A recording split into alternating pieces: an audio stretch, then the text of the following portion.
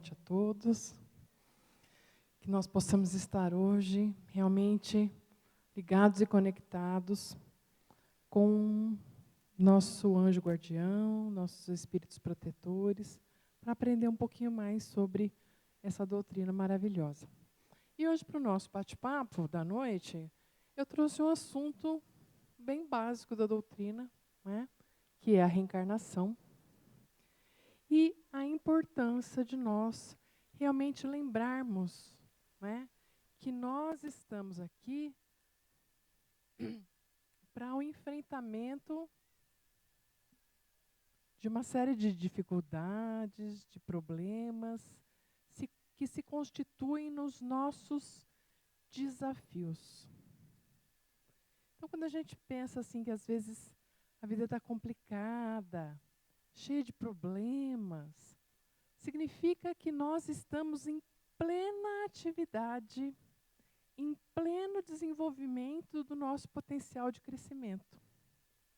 Porque, veja bem, quando é que a vida é tranquila? Enquanto nós estamos nos preparando para os desafios. Então, quando nós somos crianças, jovenzinhos, né, a gente tem um tempo de preparação onde a vida é mais amena. Nós estamos nos preparando, nós estamos nos apoderando de conhecimento e nos empoderando, né, daquilo que é necessário para que nós possamos enfrentar os desafios que começam a vir depois, um atrás do outro. Por quê? Porque a nossa encarnação, né, ela é feita exatamente para isso, para que nós possamos, a cada existência, dar um novo passo, aprender um pouco mais. Veja bem, se a gente tiver muito sossego, a gente não aprende. Por quê? Porque a gente se acomoda. Quando as coisas estão muito boas, a gente vai curtir a vida, a gente faz festa, a gente comemora, e a gente se esquece do essencial, que é o progresso espiritual. Já quando nós estamos enfrentando grandes dificuldades, primeira coisa, a gente começa a orar. Nossa! Começa a orar, pede a Deus, se conecta, né, e fica naquela ligação contínua com Deus e com a espiritualidade, pedindo ajuda para o enfrentamento. Mas a gente precisa dessa conexão com Deus o tempo todo. Então, se a gente não tem essa conexão com Deus, quando as coisas vão acalmando, vão ficando tranquilas, a gente, volta a ter um problema. Por quê? Porque a conexão é importante. E porque enfrentar os desafios são importantes. Então, no Livro dos Espíritos, na questão 166, Kardec pergunta assim: como pode a alma, que ainda não alcançou a perfeição durante a vida corpórea, acabar de melhorar-se? Gente, quem de nós aqui já alcançou a perfeição? Tem alguém aí? Levanta a mão, por favor. Ninguém, né? Nenhum de nós. Todos nós somos ainda muito imperfeitos. Significa o quê? Que nós vamos precisar de novas existências. E mais outra, e mais outra, e mais outra. Porque tem muita coisa para a gente aprender. Por exemplo, quem gosta de português vai ter que aprender matemática. E quem gosta de matemática vai ter que aprender português. Quem já sabe português e matemática vai ter que aprender geografia. E assim por diante. As habilidades que nós temos como seres humanos, então, se eu já tenho paciência, eu tenho que desenvolver inteligência. Se eu já consegui a inteligência, eu tenho que desenvolver a compaixão. Então, nós temos um degrau atrás do outro para a gente caminhar. Como se fosse uma longa escada para a gente subir. Então, a gente está aqui no começo. Vamos imaginar que a gente já subiu uns 2, 3 degraus aqui, né? Mas veja bem, essa escada é muito longa. Será que a gente caminha sozinho? Vocês acham? sozinho é muito difícil. Eu vou falar para vocês que eu acho que sozinho é impossível. Nessa escada, a gente vai, não é, compartilhando junto com as pessoas com quem a gente se relaciona. De maneira que é assim, quando a gente está embaixo, um empurra o outro para subir o degrau. E quando o outro chega lá em cima, ele ajuda a puxar aquele que ficou para baixo. Dessa maneira, nós vamos crescendo juntos. Dificilmente a gente passa por alguma prova que não seja exatamente das relações. As provas estão nas relações pessoais. É nas relações que nós encontramos as maiores dificuldades. É em compreender o outro, é em perdoar o outro, que estão os meus maiores desafios. Por isso a importância da convivência. Se Deus tivesse criado a gente perfeito, a gente pulava todas essas etapas. Mas Ele não fez. E não tem como a gente questionar, né, o porquê. O que a gente sabe, né, que está na Gênesis, Allan Kardec perguntou aos espíritos, e os espíritos responderam, é que Deus nos criou simples, sem conhecimento, para que tudo o que a gente fizesse de errado ou de certo fosse nossa escolha e nossa responsabilidade. E, portanto, nosso mérito. Não foi dado de graça. Tudo aquilo que nós já conquistamos hoje foi, claro, através da misericórdia divina, da potencialidade que Ele colocou em nós, mas nós desenvolvemos com o nosso esforço, com a nossa vivência. E aí, para a gente reencarnar, não tem jeito de reencarnar ainda sozinho, né? Ainda não tem clonagem, nada disso. Para nascer no mundo, nós precisamos de uma família. E aí eu pergunto, quem que é essa nossa família? Qual que é a importância dela? Ela é importante para as nossas lutas? Ou será que ela é as nossas lutas? As duas coisas?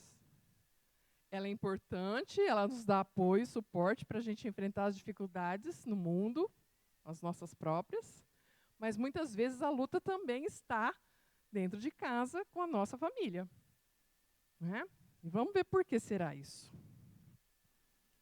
Na família, a gente vai ter, reunido ali, sob o mesmo teto, normalmente, espíritos muito necessitados e muito desajustados entre si. E aí a gente tem o que se chama de compromisso inadiável. Porque, veja bem, esse negócio de estar desajustado, a gente está desajustado com muita gente. A gente tem dificuldade com muita gente. Eu estou lá no meu trabalho, meu chefe quer que eu faça de um jeito, eu tenho vários chefes no meu trabalho, meia dúzia para ajudar. Um quer que eu faça de um jeito, o outro de outro, o outro de outro, o outro de outro. Então, essa parte do serviço eu faço assim, a outra assado. Se eu pudesse, né, muitas vezes eu trocaria de trabalho. Tem gente, em algumas situações, que precisa trocar mesmo. Tal é a incompatibilidade que tem no serviço. Com amigos, com colegas, muitas vezes a gente tem brigas, discussões, muitas vezes a gente perde um amigo porque a gente não aceita aquela maneira dele pensar ou dele agir. Ou ele não aceita a nossa maneira de agir, a gente se afasta. Mas, com os outros, a gente pode fazer isso. Fica para a próxima encarnação, meu amigo. Na próxima, quem sabe, a gente volta a se encontrar. Mas com a família não dá para fazer isso. Não é? Às vezes, até com o marido, a gente vê uns casos assim de separação. Deixa para a próxima encarnação as pendências. Mas vamos ficar cientes de que a gente vai se encontrar no futuro, né? Para terminar as pendências. Agora, com um filho, com uma irmã, com uma mãe, não tem jeito de você adiar. Tem que aproveitar essa vida, essa reencarnação, para conseguir fazer as reparações, fazer os ajustes possíveis nessa vida atual.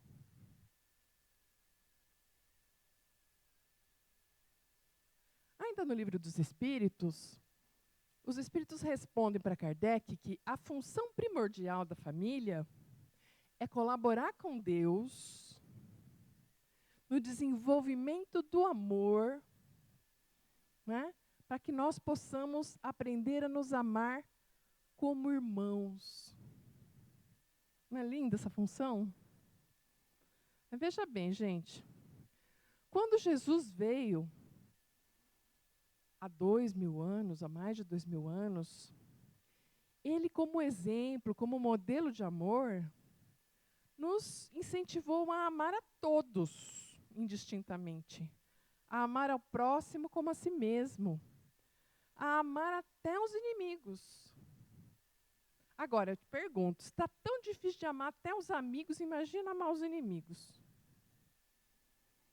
E Deus, na sua infinita sabedoria, conhecedor das nossas dificuldades, o que Ele fez? Bom, vamos parcelar esse amor. Enquanto você não aprende a amar a humanidade inteira, vamos aprender a amar a sua família. Dentro de 4 paredes, né? Dentro de uma casa, debaixo do mesmo teto, pai, mãe e filhos.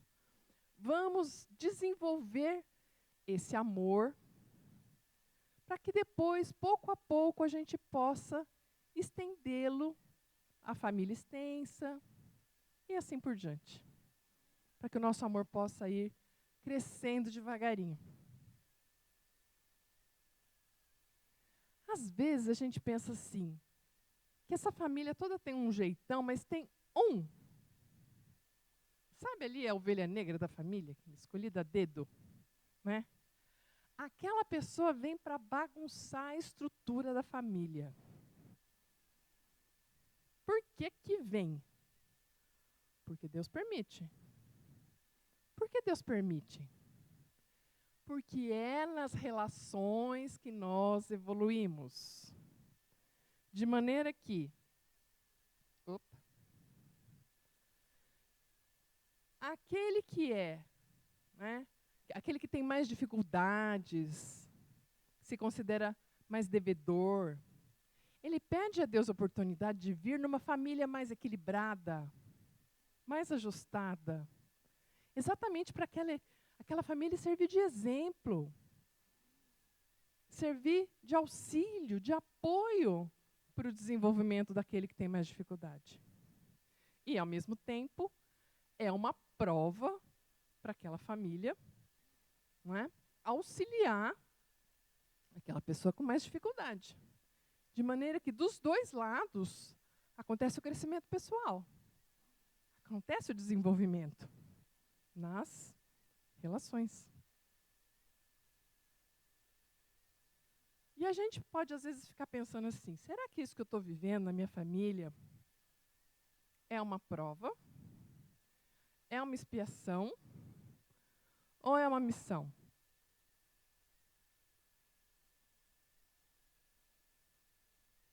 Vocês sabem a diferença? Tem diferença? Didaticamente, a gente pode até falar que tem diferença. Mas na execução, não tem. Vamos ver. Segundo, né, a doutrina espírita mais ou menos nos relata o seguinte, uma prova. É uma prova. Se tivesse criança aqui, as crianças sempre me ajudam. Elas estão bem, né, sintonizadas com isso.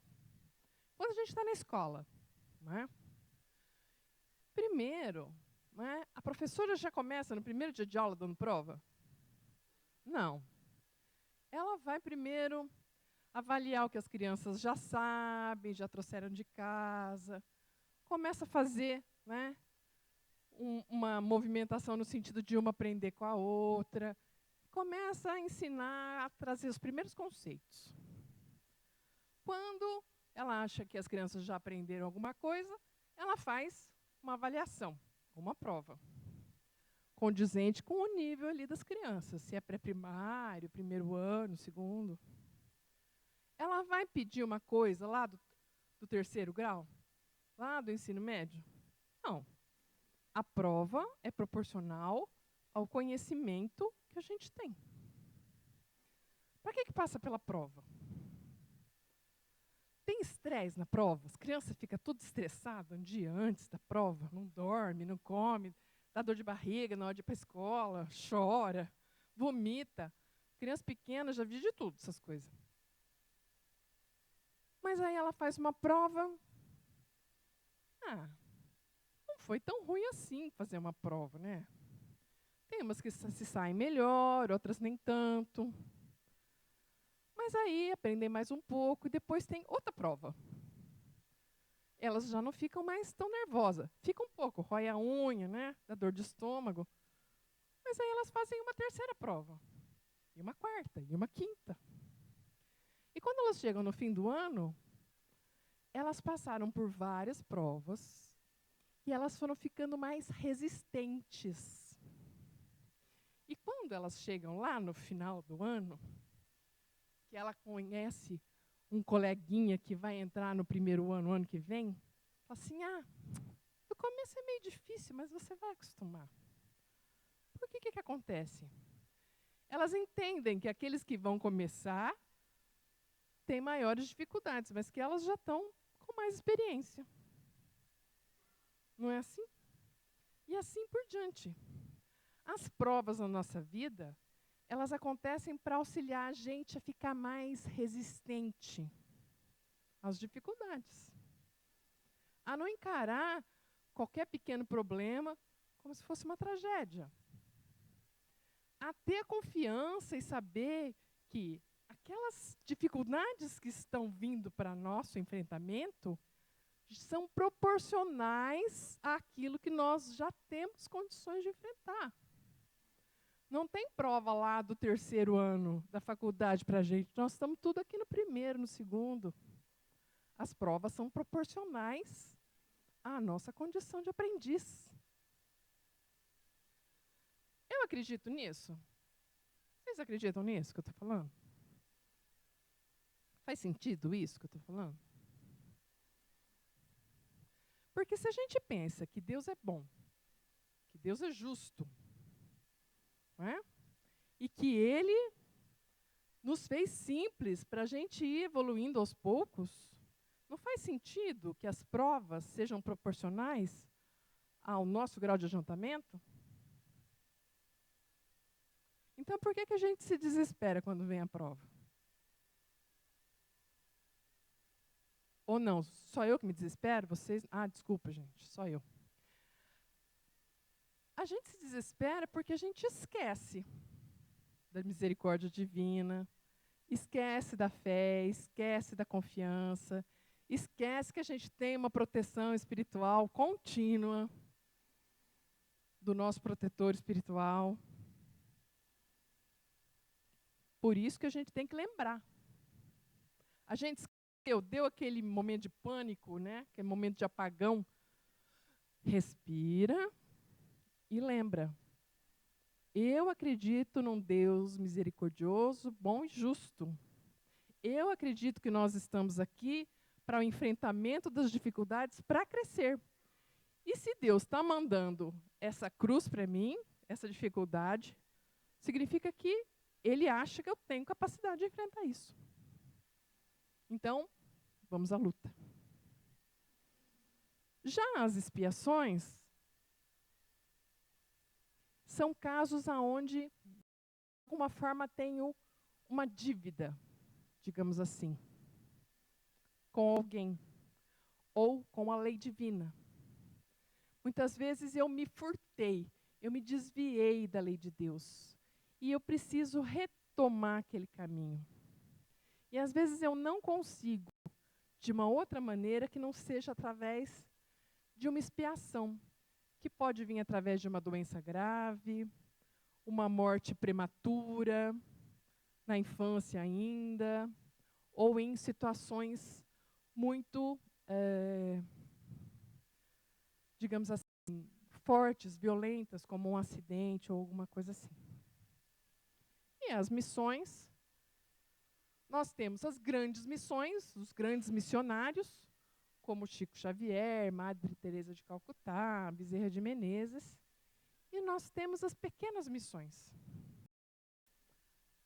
Eventualmente, cada um de nós pode ter a sua pequena missão na vida, que pode ser mãe, ser filha, né? Auxiliar uma entidade assistencial, ser professor, né? Entre outras tantas coisas importantes que existem, né? Para a gente ser, para a gente fazer. Então, nada impede que numa mesma existência eu tenha provas, expiações e missões. Né? Eu tenho que procurar desenvolver bem todas elas. E sempre lembrando que é no contato com as pessoas, na relação com as pessoas, que esse crescimento acontece. Desenvolver a paciência, a compreensão, a compaixão, a firmeza, a assertividade. Tudo isso são qualidades que nós precisamos desenvolver, que às vezes a gente acha que a gente só precisa aprender a ser bonzinho. Não. Às vezes a gente precisa aprender a ser assertivo, firme, falar aquilo que a gente pensa, muitas vezes contrariar, né, o que o outro pensa, em defesa dos meus valores, das minhas crenças, das coisas que eu acredito. Né? Então, por exemplo, eu sou a esquisita da minha turma. Sou sempre a esquisita, qualquer turma que eu vou. Por quê? Porque eu não gosto de vinho. Mas vinho é uma coisa chique. Tem o aroma, tem o buquê, tem não sei o que lá. E harmoniza com tal comida. Ótimo. Aproveita. Né? Não sou eu que vou dizer para você não beber, a não ser que você exagere. Mas para mim não é adequado. Eu não quero. Primeiro que eu não gosto. Segundo, que eu não me sinto bem quando bebo. Terceiro, que não é da minha índole fazer o que os outros querem só para agradar os outros. Por que eu vou fazer, né, aquilo que você quer para te agradar se eu não gosto? Se eu não acho que é bom? Nem para minha saúde, nem para o meu bolso, porque vinho está caro, né? E aí o que eu faço? Eu brigo com os meus amigos? Se eles não brigarem comigo, continuar tendo paciência com eles. A mesma paciência de toda vez que a gente sai e eles falam para eu experimentar, eu falo de novo. Por que eu não faço aquilo? Quantas vezes for preciso. Por quê? Porque eu gosto daqueles amigos. Mas eles não são perfeitos, gente. O que eu posso fazer? Nem eu não sou. Se eles tiverem a capacidade de me aceitar, mesmo eu sendo a esquisita, eu vou também fazer um esforço para aceitá-los. Mesmo, né, não aprovando, não concordando com aquela pequena parte do comportamento deles. Porque eles têm muitas outras qualidades. Eu não posso abrir mão das outras por causa daquela. Então, o que acontece? Apesar de eu não aprovar o comportamento, não aceitar o comportamento, eu aceito a pessoa. E assim é com outras coisas, e com outras características. Pessoas que têm manias, por exemplo, de mentir, de fazer fofoca, eu aprovo? Não, eu não aprovo. Mas, gente, se eu for me afastar de todo mundo no mundo que mente e faz fofoca, com quem que eu vou conviver? Vai ficando muito restrito. Eu aprovo aquele comportamento? Não. E toda chance de falar, chance de demonstrar como eu penso, chance de, né, dar uma orientação, contar uma historinha, né? Tem várias sobre como é ruim a mentira, a maledicência. Eu vou colocando as minhas opiniões, os meus valores. Mas eu não deixo de amar aquelas pessoas, de respeitar aquelas pessoas. Porque muitas vezes elas estão, inclusive, dentro e debaixo do mesmo teto que eu. Joana de Ângeles fala que a gente deve ter um cuidado especial com relação a essa orientação, esses exemplos, essa fala, principalmente com as nossas crianças. As crianças, a infância é porta de entrada para a reencarnação. E até os 7 anos é quando eles estão mais sensíveis aos nossos bons exemplos, às nossas orientações. Depois, ainda é possível sempre orientar, mas essa fase, essa faixa etária é mais propícia para a aquisição de valores novos.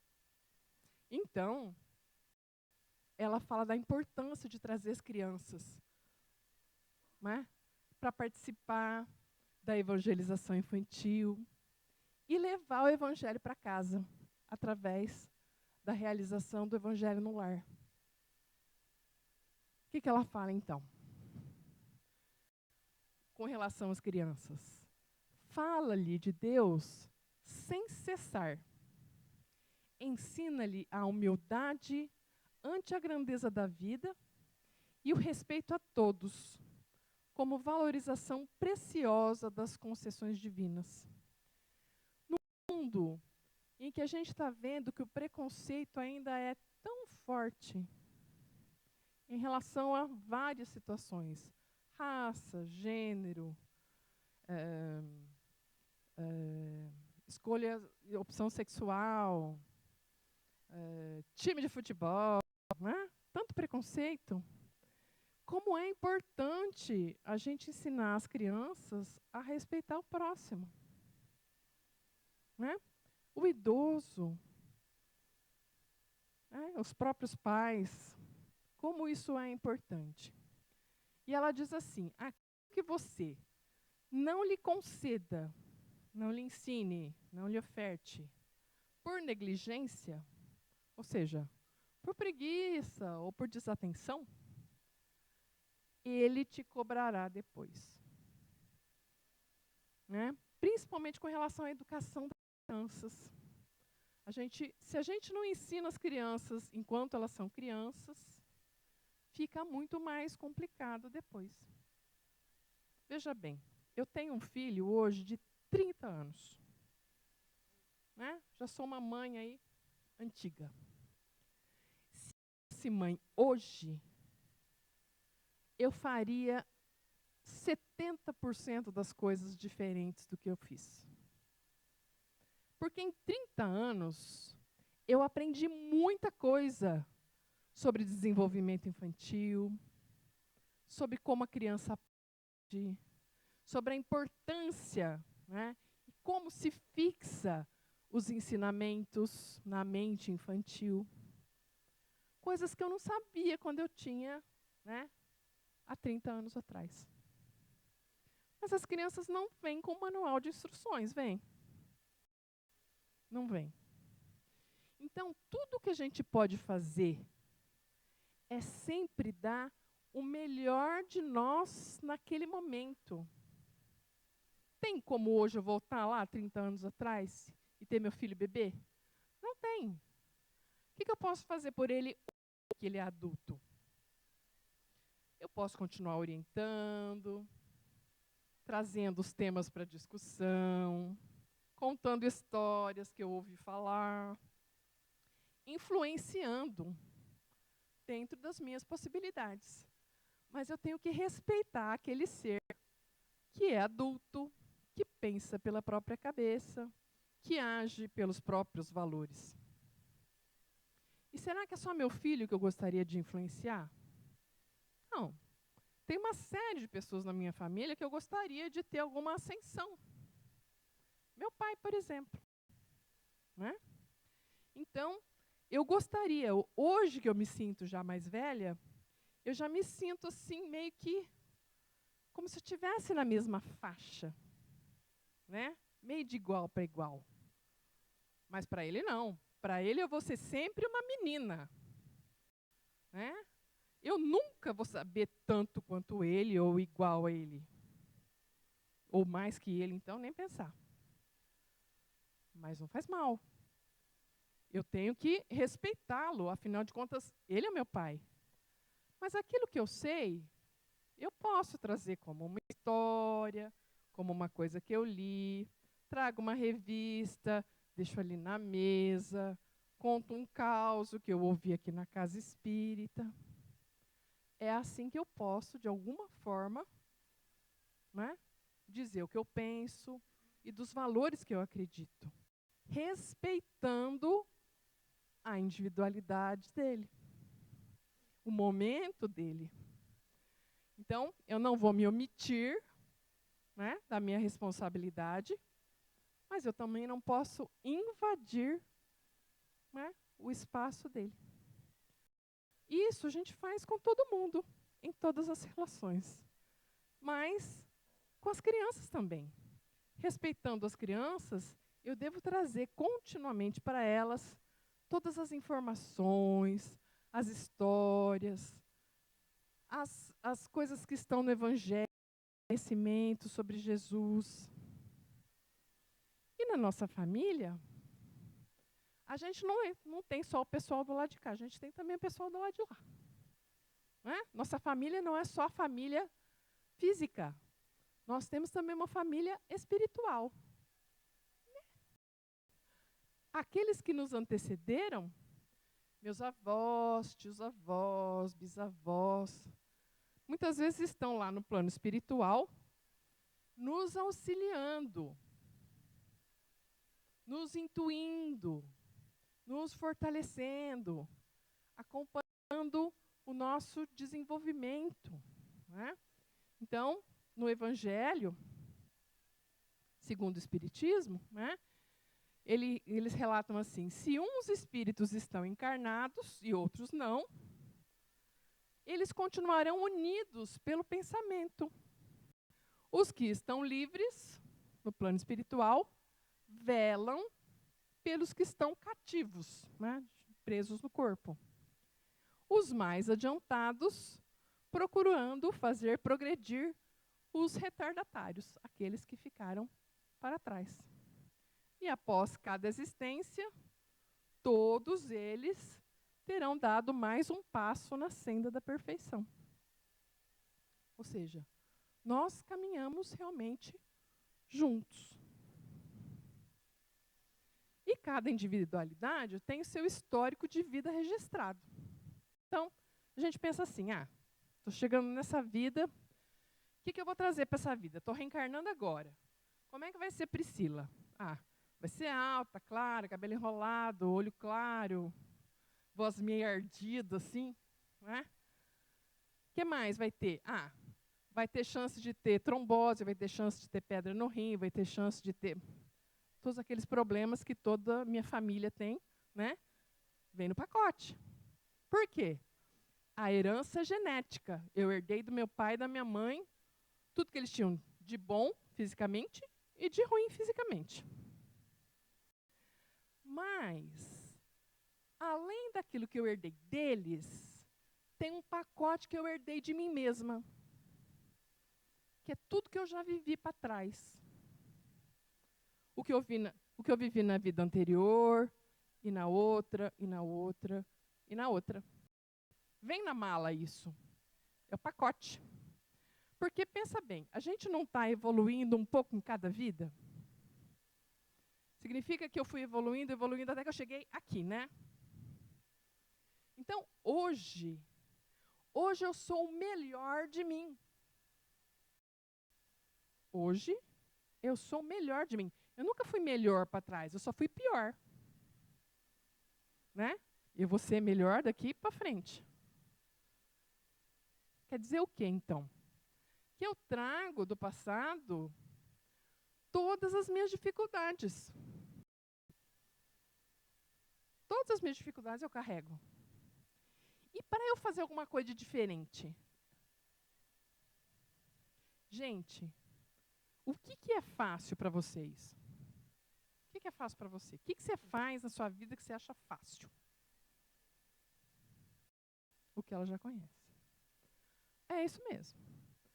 Fácil é aquilo que a gente já sabe. Então, por exemplo, para mim é fácil, não é muito fácil, mas é relativamente possível, pelo menos, conversar com vocês.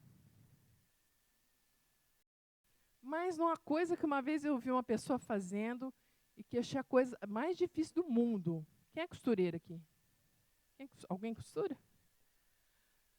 Trabalhar com aquela máquina overlock. Gente, que é aquilo? Eu conheço várias costureiras, elas dizem para mim que aquilo é fácil. E eu acredito que seja fácil para elas. Para mim, aquilo é o fim do mundo. Vou precisar de umas 20 encarnações para conseguir fazer aquele negócio.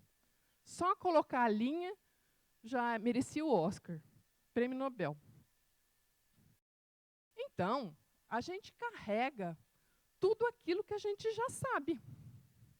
Mas aquilo que eu quero fazer de novo, eu preciso de muito esforço.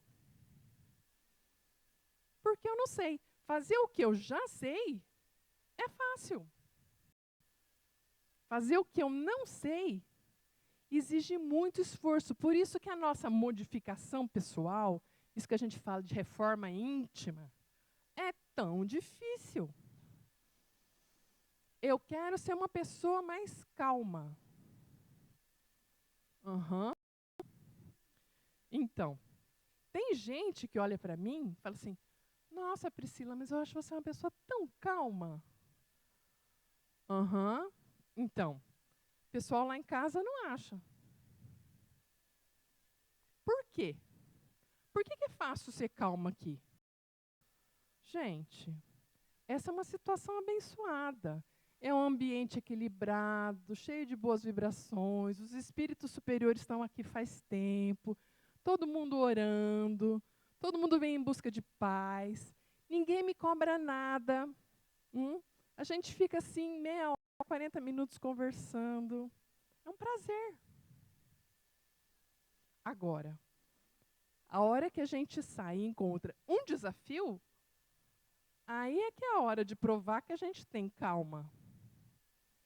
E aí o que acontece? As coisas não dão, a natureza não dá salto, a gente vai dando um passo de cada vez. Nessa vida eu aprendi a ser controlada. Controlada. Bom, a pessoa que é controlada de vez em quando pode se descontrolar, né? E isso continua acontecendo. Não. Nessa vida, eu sou uma pessoa controlada, mas vez por outra, eu me descontrolo. Na próxima vida, né, quem sabe eu dou mais um passo. E passo a ser controlada em, sei lá, 80% das ocasiões. Quem sabe mais umas 3 existências, eu realmente consiga dizer, né, que eu sou uma pessoa mais equilibrada, né, mais ponderada. Eu estou me esforçando. E tudo para a gente é assim. As aquisições, elas não acontecem de uma hora para outra. Elas fazem esforço pessoal na nossa evolução. Eu devo ir fazer o máximo, eu devo fazer o máximo para me melhorar. Como é que é mesmo que se reconhece o verdadeiro espírita? Vocês lembram? Quem pode me ajudar?